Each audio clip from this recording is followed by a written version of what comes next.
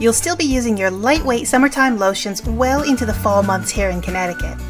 Today we're making Egyptian Mist Lotion. And this is a wonderful lotion if you love the light, sultry floral fragrances. Now this recipe is really easy. It makes a beautiful product and it only takes a few minutes to prepare and put it all together until you have a wonderful lotion.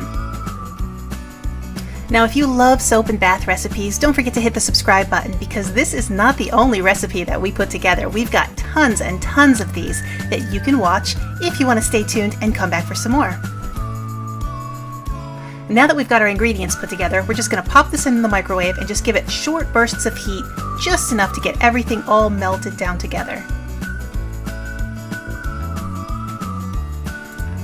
Now in many of your base lotion recipes, you're using distilled water that typically you would prepare by boiling it and simmering it for a while for sanitary purposes. Here in this recipe, we're using straight aloe juice. Now, some people don't know that aloe juice is actually a food grade product, and even though you may know that it has skin soothing properties, it also has digestive soothing properties, and you can purchase this in a gallon form over at your local Walmart or at your pharmacy, and you can just drink it straight out of the bottle. Now we've purchased the food grade aloe, so we don't have to boil it or simmer it, and we will be adding a preservative on top of that to make sure that our product stays very clean and antimicrobial. So we're not working at super warm temperatures, we're working at just about room temperature, and the oils are still warm from being melted down. Now you might be curious how we handle preservatives when we make handmade products and we want them to be as chemical free as possible. In most of my recipes I use Dermal Plus as an antimicrobial preservative. And you might be thinking, well, this is so fresh, what's the chance you need to add a preservative as long as you're properly sanitized and your equipment has been spritzed down in rubbing alcohol and you're wearing your gloves? Then why do we have to go to this extra effort of putting a chemical into our product when really we want to provide a natural, completely natural beauty products to the public? And the short answer to that is that there's really not much risk in leaving your preservative out of your product if you're making this for yourself, or if you're making it for your kids or a loved one and you're going to pop it in the refrigerator or treat it like a food product and give it a longevity like you would a food product for maybe just a few weeks. However, if you're making a product that you need to sell to the public, you can't assume that everyone approaching you who may look healthy has the same level of health as you might. And so something that has the most minuscule amount of bacteria introduced onto their skin for any reason, you don't want to take the risk of not taking all the proper precautions for protecting a person who you don't know. So for example, if someone's on chemo or if someone perhaps has diabetes, you don't ever want to take the risk of creating a product that doesn't have the proper preservatives in it that they've introduced or rubbed into any broken skin. So therefore, leaving a preservative out of your lotion if you're presenting it to someone who you don't know personally is not an option. So you have some choices. An additive called Dermal Plus is the preservative that I choose. And this is very common among handmade soaping artisans. It's approved as safe in lotions by the FDA. It's very common in several bath products, even on the commercial shelves, along with small businesses. And it is phthalate and paraben free. And so to this date, there are no negative health concerns associated with it, and it remains approved on the market. And it might be helpful to know that I also give my handmade products to my family members with this preservative added into the recipe, so I don't have any concerns about allowing my loved ones to use it. Half of the time that it takes to make this product is really just standing there and mixing in the aloe juice along with the butters and the oils. Now, in most lotions, we have an emulsifying wax, and it's really important. It's actually the bonding element that bonds the oils with the water product together, and it keeps your product from separating in the bottle later on after you've packaged it.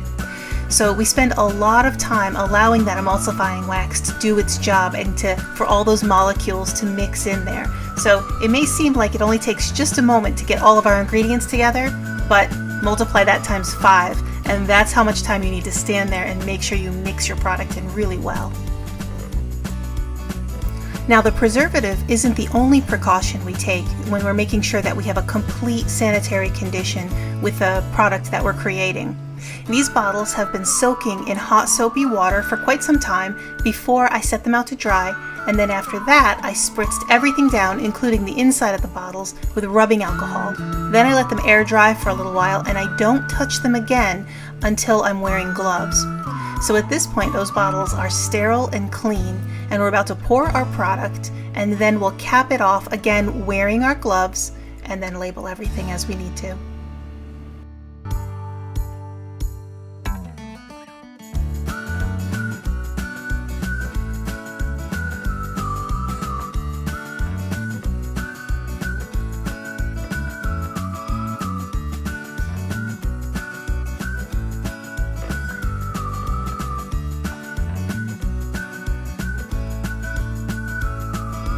Now the Egyptian mist recipe is a lightweight warm weather lotion, and its base is aloe juice and avocado oil, which is absolutely beautiful for warm weather because it absorbs right into your skin and it doesn't leave a heavy buildup on top of your skin. It goes away, you can rub it in just within a few seconds. So it is a moisturizing oil, but it's also perfect for a hot day when you don't really want to have this residual layer left on you.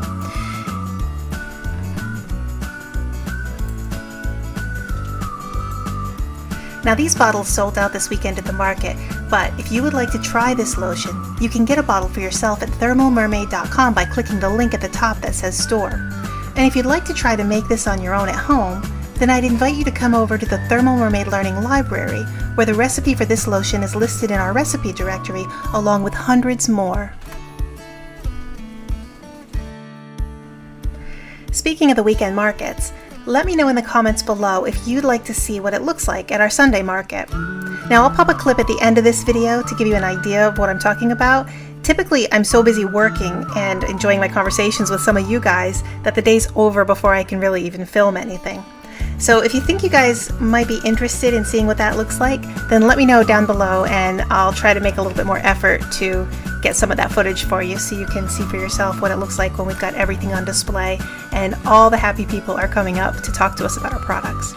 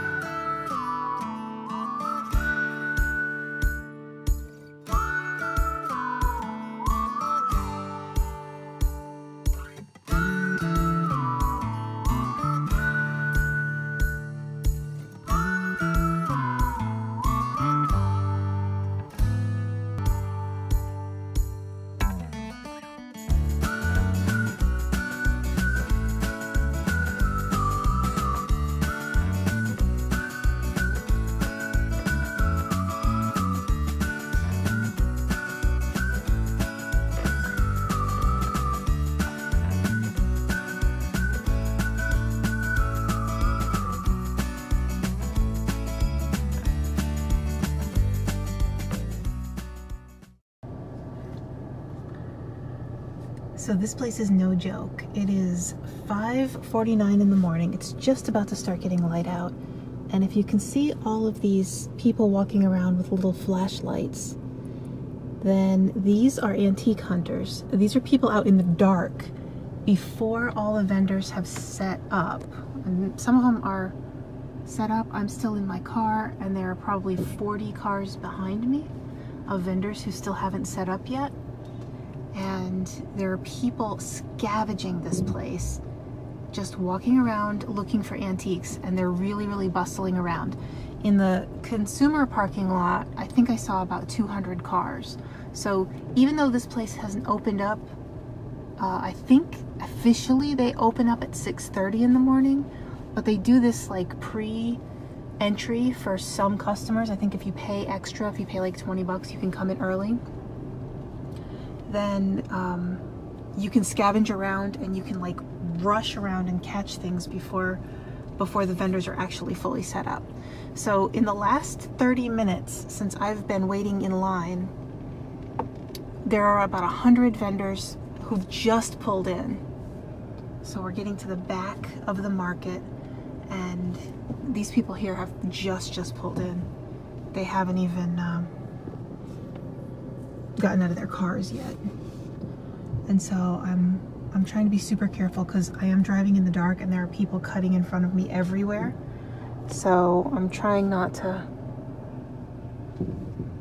look at my camera while I'm filming so that I can show you guys what's going on and also not hit anybody on my way into my spot.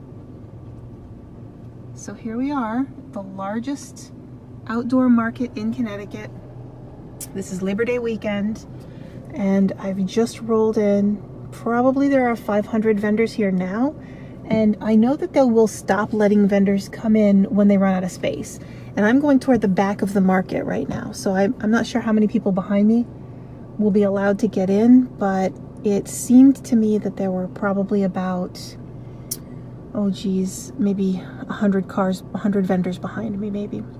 So we're going to get into our parking spot and then set up and start our day, and you can see what a day out in the market is like as soon as it starts getting light out.